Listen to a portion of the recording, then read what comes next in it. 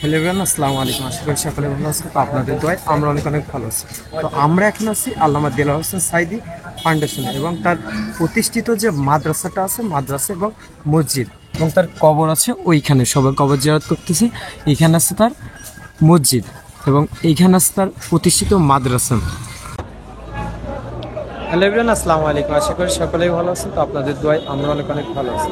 আমরা আছি এখন সাঈদী পারিবারিক কবরস্থানে, যেখানে সাঈদী সাহেবকে কবরস্থ করা হয়েছে, সাঈদী সাহেবের রওজা মুবারক। তো এখানে আমরা না, শুধুমাত্র আমরা না, অনেকেই আছে। দেখুন, দেশের বাইরে, দেশ প্রান্তে বিভিন্ন জায়গা থেকে এই লোকগুলো আছে, শুধুমাত্র কোরআনকে ভালোবাসে, ইসলামকে ভালোবাসে, শুধুমাত্র সাঈদী সাহেবকে ভালোবাসে এমন কিছু না।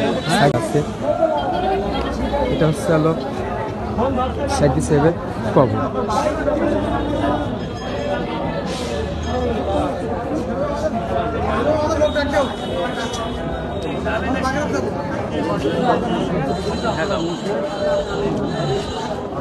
এখানে আসলে কি দেখি করবেন।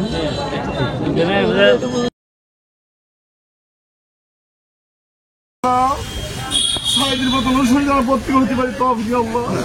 আল্লাহ ফিতনা ছেড়ে জড়িয়ে ধরে না হলে তৌফিক আল্লাহ। আল্লাহ আমাদের ভিতরে শারীরিক গন্ধনা আছে আল্লাহ। আল্লাহ সারা রাস্তায় দেখেছি নাস্তিকদের ছবি ছিল আল্লাহ।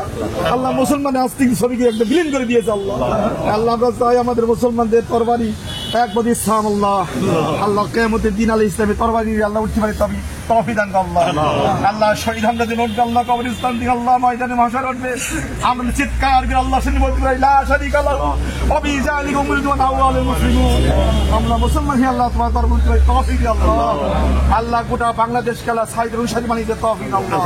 আল্লাহ গোটা জাতিদের কালে ইসলামের সাহায্য আশ্রয় দান করি আল্লাহ। আল্লাহ গোটা জাতিকে ইসলামের সাহায্য দিয়ে আল্লাহ ইসলামকে কোরআনের সংশোধন করে আল্লাহ জাতীয় সংসদে পরিচালনা করা তৌফিক আল্লাহ।